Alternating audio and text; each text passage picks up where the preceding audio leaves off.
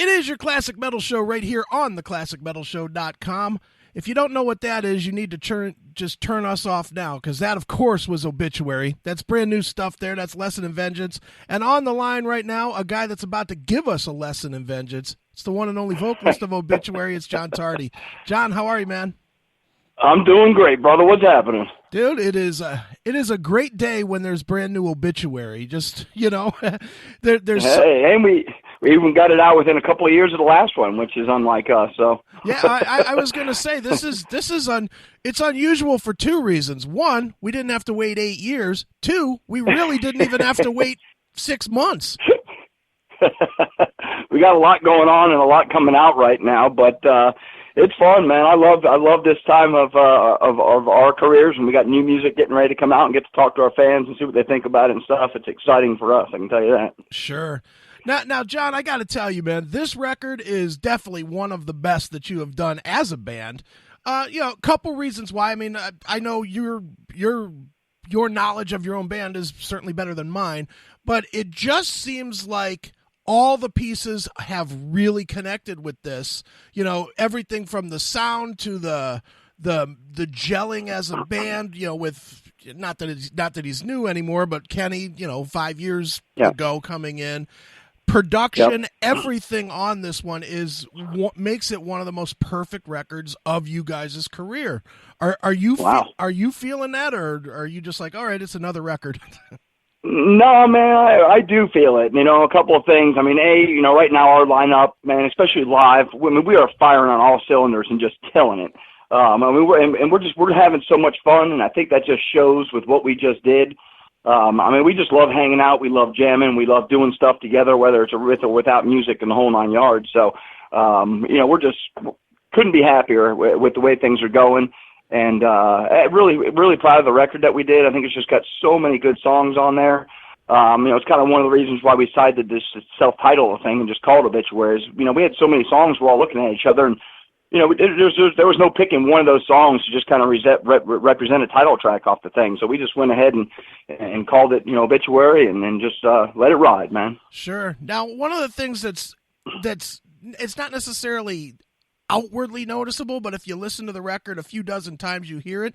There's some slight nuanced changes, and again, this is outside looking in. It just sounds like there's like different or new or fresher ideas or something from the guitar side of things. It just, I don't know, it's almost like a bigger sound, for lack of a better term.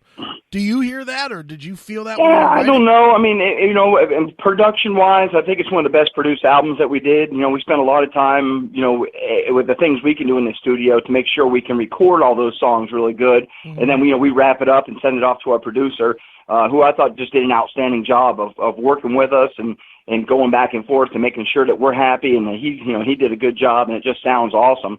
But, the rest of it, we just one of the things where a lot of these songs just came out great. I think Kenny is just killing it right now. Sure. I think his style is just fitting right in there. I mean, he's got little bits of parts that sound like some of the other guitars, like James and Al's guitar bar work and things like that he's doing, mixed with his own little style. But he's just doing a great job of blending in and bringing this all together. So, just lots of little things, and when they come together good, it's a good feeling, when you get those songs that come out the way you want them. So absolutely, man.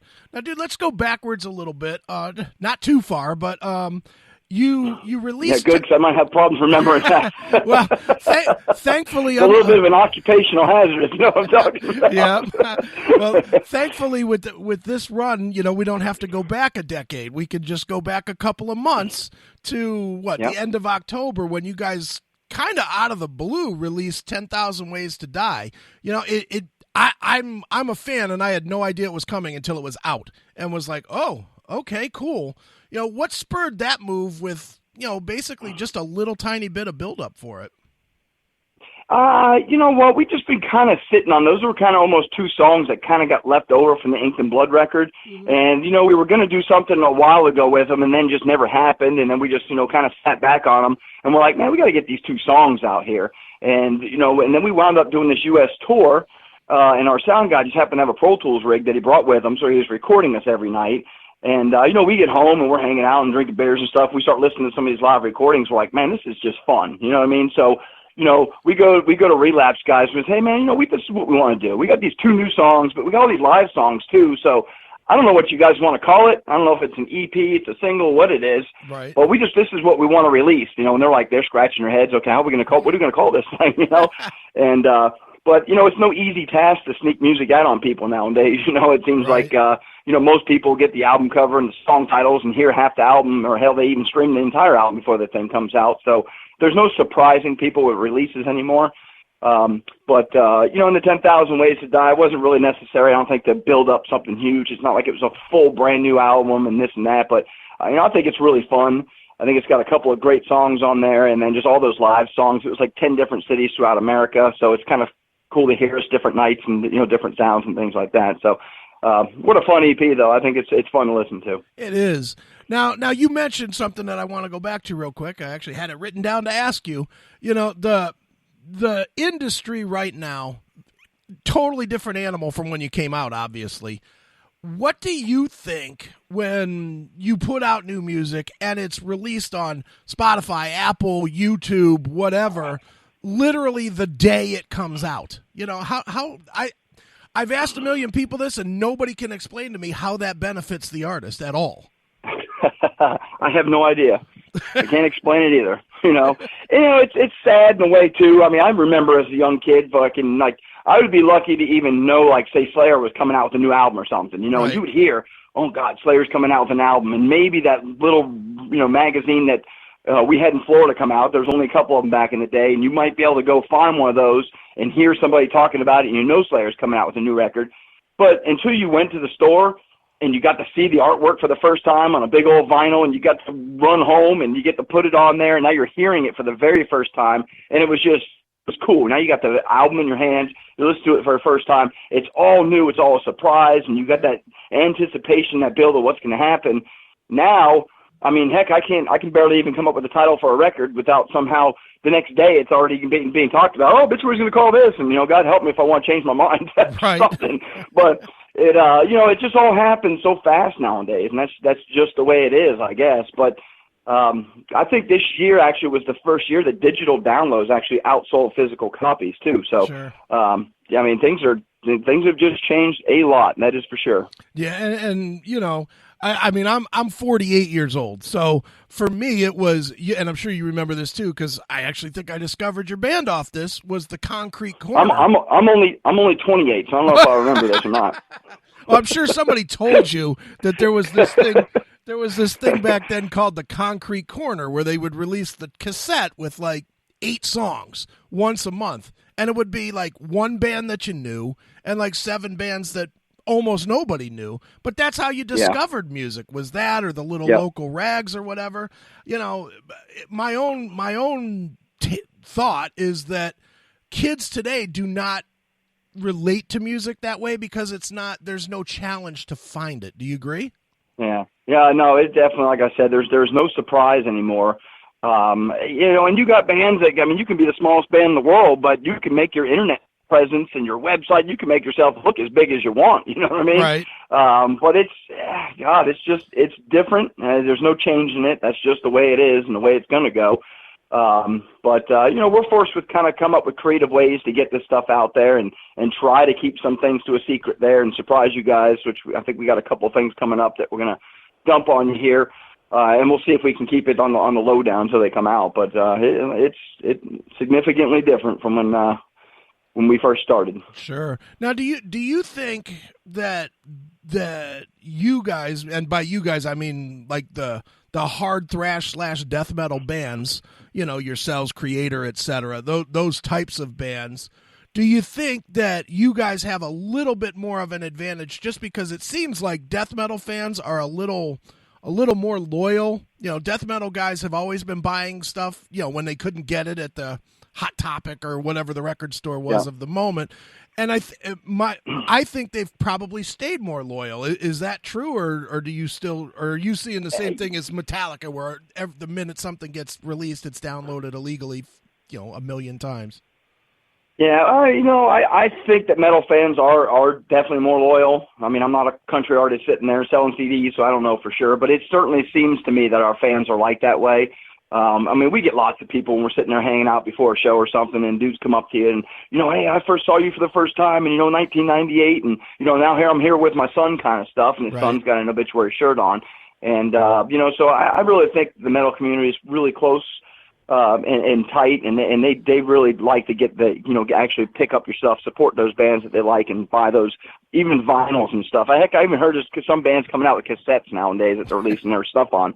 Right. So, it's just crazy. I know our vinyl sales have increased a significant amount, but it's cool, man. We spend all this money, all this fancy artwork, and we go around working with like Andreas Marshall and try and come up with all this cool stuff. And then, you get a little 1 inch by 1 inch, photo with your digital download, and that's what you get to look at. And it's like, why did I even waste my time? I should have just stamped the logo on there and been done with it. Right, exactly. So, do you find that a lot of fans now are coming to shows with like the more collectible stuff, with the vinyls and to get autographed versus just a standard CD? Yeah, the vinyl sales have been incredible. And I'm not sure if these I still don't know if they're actually listening to these things or if they just like the big piece of artwork and the vinyl that goes along with it. But it's weird because I did get a Dell catalog the other day. I'm sitting there and I just kind of thumbing through it. And they literally had a turntable in their catalog. Wow. And I was like, I couldn't believe it. So I guess he's, hey, it's definitely people, they wouldn't put it in there if people weren't buying them and using them. So it's pretty amazing, actually, how things go around like that. Before long, there'll be an Obituary record on an 8-track. That's not a bad idea. It would probably sell well, honestly, if you could find someone to produce it. It'd probably do well. Yeah, right? Yeah, right? No doubt, man. Well, John, you guys have always been, this is just something I wanted to ask. I don't even know if it's a good interview question or not, just something I always wanted to know. You guys have always been classified as a, quote, death metal band. And I have argued with everybody under the sun that you guys are not necessarily a traditional death metal band, but more of that in-between thing. You're heavier than thrash, but you're not pummeling like, I don't know, Cannibal Corpse, or right. Waco Jesus or something like that. You guys have always had just that little bit of melody that makes it a lot more listenable in my head. With rock and metal kind of going underground these days, I'm sure you've seen it with The Rock is Dead and all this other nonsense. Does that give you guys a little bit more of an ability to reach more people just because you're not all the way over the edge, heavy? Does that make sense? And I'm not saying you're not heavy. Well, it's definitely what makes Obituary. You know what I mean? Yeah, we're just the kind of guys that like to really write the kind of stuff we want to listen to. Right. And we were just fortunate early on in our, nonsense, when we just used to come home from high school and go in the garage and just start jamming and messing around. We were just lucky early on to kind of find that, that blend that we like so much. And that is, we do have fast stuff. We do have super slow stuff, but it's all that, what I call the meat and potatoes of metal, that groove that you can get in there that I like to think, man, if I could just, I know, especially like live, if there's lots of people, and I get it, you don't like death metal and you drive around and whatever, and you're, whatever, and I completely understand it. It's not super popular, but I like to think that if I could get them to one of our shows and watch us go through about 10, 12 songs, if I don't see you get into some of them songs, and then you totally can get tapped out, and I'll understand why you hate me. But it is that middle, that tempo, and it's really what we live and what, man, we'll be out here in the studio writing songs, and you're kind of going through stuff, but man, when you hit those rhythms, and we all kind of look at each other, and the hair on your arm stands up, we're just going, oh God, man, we're going to be playing that festival, and there's going to be 8,000 kids out there, and we hit this rhythm, this place is going to go freaking crazy, and that's what makes it so fun, what we do, and why we love coming out here and writing these songs and coming up with stuff, man. You hit those cool rhythms that you like, and I think we also just learned that just sometimes the simpler is better. You know what I mean? You look at a song like Off the 10,000 Way, the song Loathe. That's the most ridiculous rhythm ever written right there. It's just silly. But, man, when that thing kicks in, is it heavy? Just ridiculous. So, it's awesome. That's why I like this music so much, man. It just gives a lot of freedom to go as fast as we want, as slow as we want. But if we can kick that and hit that groovy rhythms, man. That's what we live for. Absolutely, man. Well, people are going to get their chance shortly here. You guys are going out with Kreator and Midnight, and I think Horrendous was the other band on this on this package. Talk a little bit about this tour, man. Talk about a head smasher. Holy cow. Well, yeah, man. This is great for us for a lot of reasons. I mean, we've never toured with Kreator before, okay. So just super looking forward to that. I mean, Kreator is just one of those bands. I mean, they just over their career, they constantly put out good material. They constantly do quality tours, and they do things the right way. You know, they don't just go out there and just put an album out every year because they feel like they have to, and just tour nonstop because they want, whatever, because they feel like they have to or something. They like to do things right, and I really admire that about them. I think that's kind of the way we try to approach it. Sure. You know, we like to take our times with things. We do albums when we feel they're right, and we do tours when we feel they're right. We don't just do them just to go out and start doing them. So, but man, yeah, Obituary and Kreator, that's just going to be awesome right there. Can't wait to do it. We haven't been playing in America a lot here as of late, back and forth to Europe all the time and never around here. So it's going to be fun to hop on a bus here right from my house and take off and go see America and throw down. And the positive thing for metal fans is both of you have great new releases out. I mean, I'm sure you've heard the Kreator release too. Oh my God. Yeah, that and their new video and stuff like that. Once again, they do things right, and it's just a great album. It's just, man, what a night this is going to be. I can't wait to get this thing kicked off. We'll be jamming out later on today. We've been out here in the studio. We got our set kind of put together, so we just been rolling through it. So try to make ourselves sound good and man, just ready to get on the road. Excellent, man. Well, Obituary is back. The new album, self-titled, is when is it out, John? It's like the first day of that tour. Is that the 17th? Okay. I think it's March 17th. It's like I want to say it's the same exact day as the first day of that Kreator tour. Wow, perfect. So people can hit the store the next day while it's still fresh in their ears. Come see us. We'll have it up there at the merch booth for you guys to grab if you want it right then and there. So excellent, very cool, man. Well, dude, where can people go online to find out what's going on with Obituary and tour dates and all that good stuff? Yeah, our website's the best place to go, obituary.cc. You can always email me. I answer all those fans' emails, and people still don't believe that it's me when I answer them back. But if you got a question, you can send that right to there. We're active on social media. I don't get too much into the Facebook stuff. My brother does a lot of that. Sure. I'll send tweets out. Like I was at the Daytona 500 this weekend, so I tweeted out a couple of shots of us there hanging out, me and Terry and some of our friends. So we're easy to get in contact, but our website's got all the dates up and things like that. And I think one search, you'll find enough ugly pictures of us that you'll want to stop searching for that. So be careful what you search for. Nice. Exactly. Well, dude, as a tradition on the show, we always let the artist pick a closing track from their new record, maybe tell us a story about it. So what would you like us to wrap this one up with? Ooh, what do you have, the whole album there you're playing, or you just got a couple of singles that have been released? What do you got going on there? I have the whole thing. Man. So, I mean, to me, probably one of my favorite songs and the best song on that album is called Straight to Hell.